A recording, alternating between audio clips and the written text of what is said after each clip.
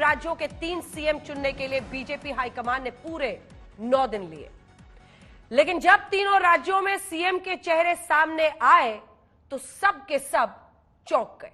जी हां, एक के बाद एक नए चेहरे, एकदम नए चेहरे। राजस्थान में आज भजन लाल शर्मा को मुख्यमंत्री चुना गया तो हर कोई देखता रह गया। मोदी राज में सब कुछ जिस तरह से हटकर होता है, आज फिर से यह साबित हो गया।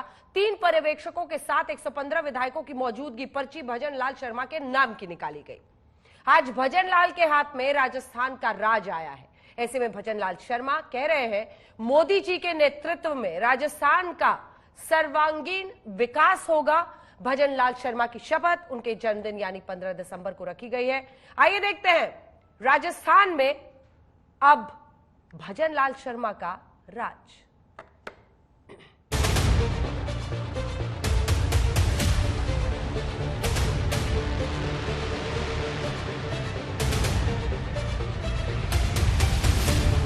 अमित शाह उनको बहुत मानते हैं, उनके कार्यशैली को मानते हैं, मगर पहली बार के विधायक को देखिए, जो हम लोग कह रहे थे कि चौंक सकते हैं आप, पहली बार के विधायक को बना दिया गया यहाँ पर मुख्यमंत्री।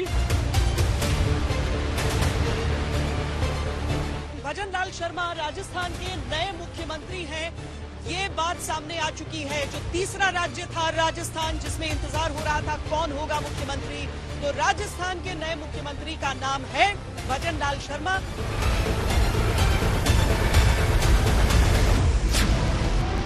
राजस्थान के नए मुख्यमंत्री होंगे भजन लाल शर्मा।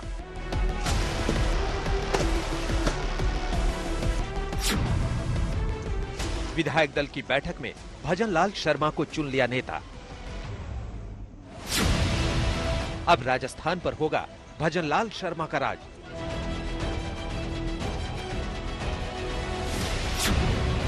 पहली बार विधायक से सीधे सीएम बन गए भजन लाल शर्मा।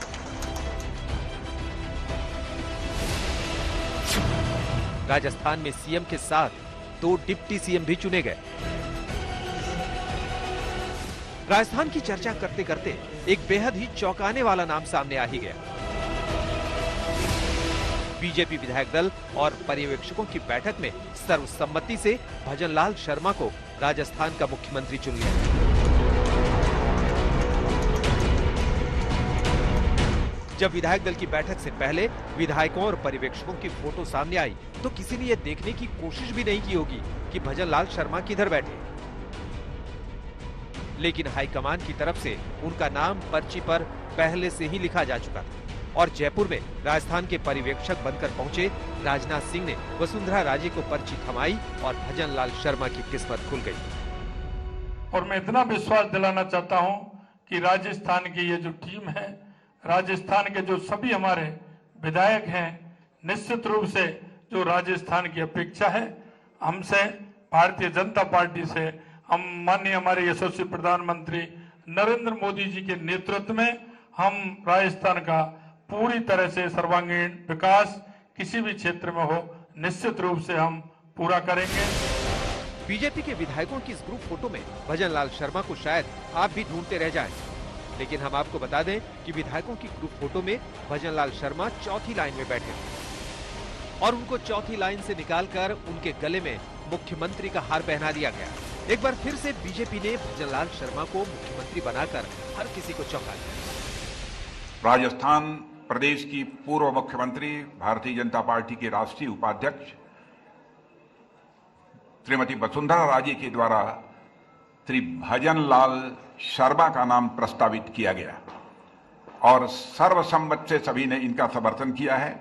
और विशेष रूप से इनके नाम का समर्थन प्रारंभ में जिन लोगों ने किया, श्री किरोड़ी लाल जी मीणा, श्री वासुदेव जी देवनानी, श्री मदन दिलावर, श्री जवाहर वेडम जी और श्री जाबर सिंह जी, इन सब सारे लोगों ने और इसके अतिरिक्त पूरे सदन ने श्री भजन लाल जी शर्मा के नाम का समर्थन हुआ।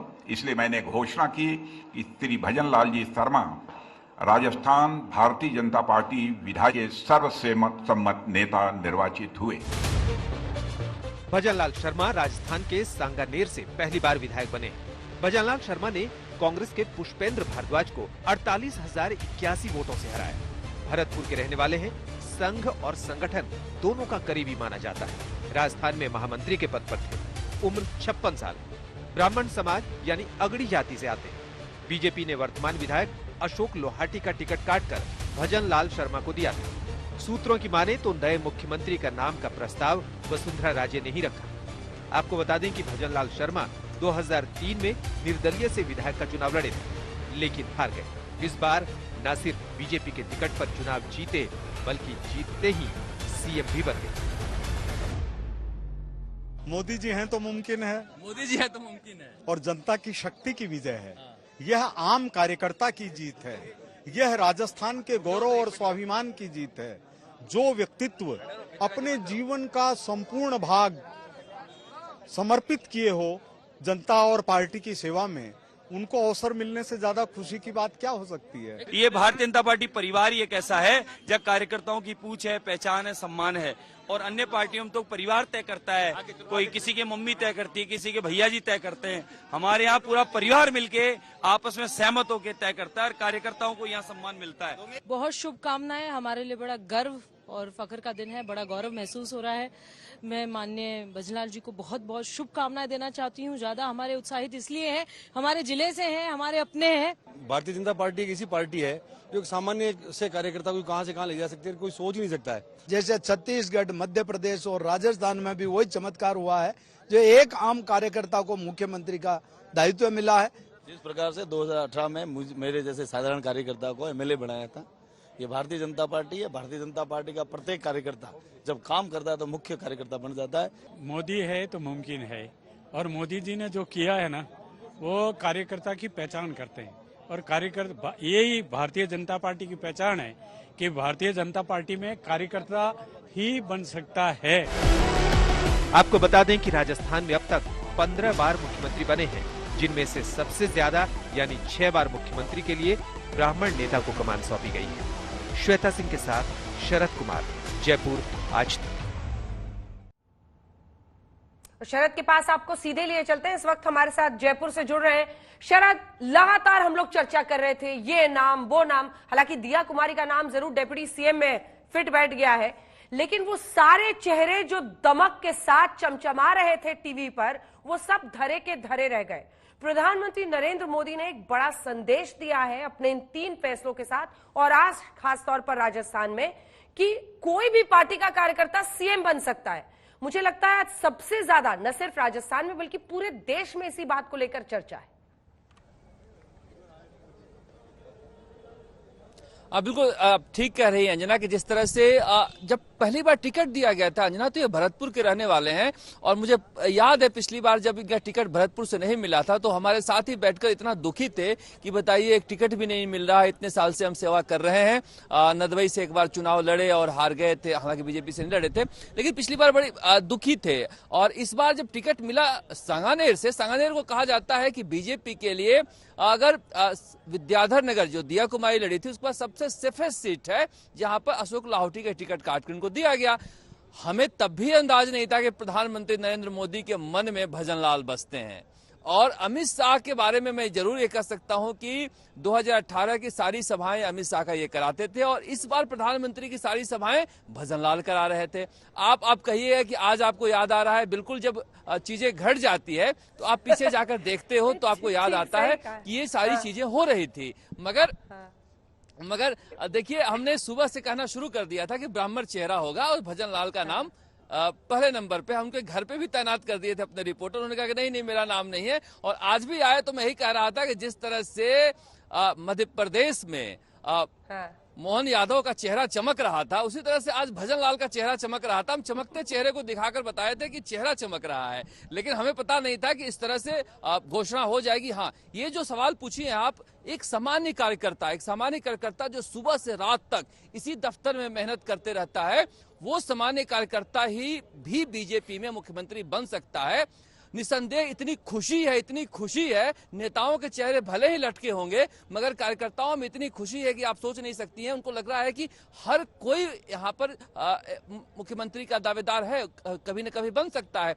तो ये जो एक सोच पैदा की है प्रधानमंत्री नरेंद्र मोदी ने बीजेपी में, मुझे लग रहा है कि ये बड़ी सोच है। इस सोच को ये सोच जो है बीजेपी को आगे ले जाने वाली सोच है, जहां पर एक साधारण सा कार्यकर्ता इस तरह से मुख्यमंत्री रातों रात बन सकता है। हमने देखा कैसे पुलिस से उलझा करते थे अभी 4 दिन पहले तक, और आज पुलिस के बैरिकेड में ये निकल रहे हैं। देखिए कैसे किस्मत बदल जाती है। और 4 बार के संगठन मंत्री रहे हैं। संगठन मंत्री रहना संगठन का भी अच्छा तजुर्बा है, इसलिए ये नहीं कह सकते कि नए नवेले हैं। संगठन का भी तजुर्बा है और ब्राह्मण मुख्यमंत्री मिल गया। ब्राह्मण वोट तो देते थे, लेकिन एक चेहरा भी मिल गया बीजेपी को, ब्राह्मण चेहरा। जी, बहुत सारी बातों को साधने की कोशिश है। देखिए, जो मठाधीशी और जी हजूरी की प्रक्रिया पार्टी के दिग्गज शुरू करा देते हैं पार्टी के अंदर राज्यों में, उससे भी एक तरह से लोगों को मुक्ति मिलती है। और शायद धीरे धीरे ही कोई घाक बनता है जो एक वक्त पर चाहता है कि सब उसके सामने नतमस्तक हो। शरद, आज बड़ी बात यह भी है कि जो जातीय समीकरण साधने की कोशिश है 2024 के एंगल से देखते हैं आप इन डिसीजंस को। चाहे आप वहां पर विष्णु साव को देख लीजिए, छत्तीसगढ़ में एक ट्राइबल आदमी को बनाकर एक संदेश है। वहीं आप मोहन यादव को देखिए, शायद इससे पूरे बिहार, यूपी, हर जगह एक बड़ा संदेश देने की कोशिश है, ओबीसी वाला का सेंसस के एंगल से अगर हम देखें 24 से तो। और यहां पर ब्राह्मण, राजपूत और साथ ही दलित, एक बहुत बड़ा सोशल मैसेजिंग की भी कोशिश बीजेपी कर रही है, प्रधानमंत्री नरेंद्र मोदी कर रहे हैं।